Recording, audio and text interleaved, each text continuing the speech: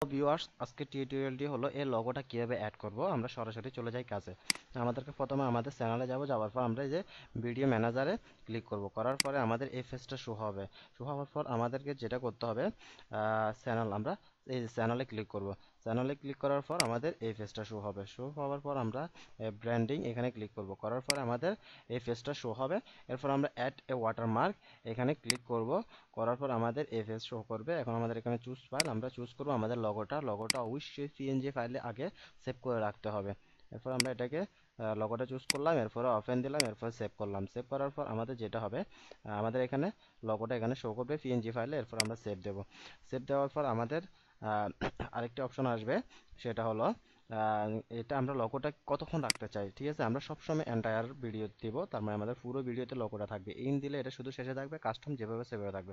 সবসময় আমরা entire video দিব, এরপরে আমরা আপডেট দিয়ে দেব। এরপরে আমরা দেখতে পাবো যে এই যে আমাদের লগোটা অ্যাড হয়ে গেছে এখানে। ব্যাস, এভাবে আমরা লগো অ্যাড করবো। আশা করি ভিডিওটি শেয়ার করবেন, ভালো লাগছে।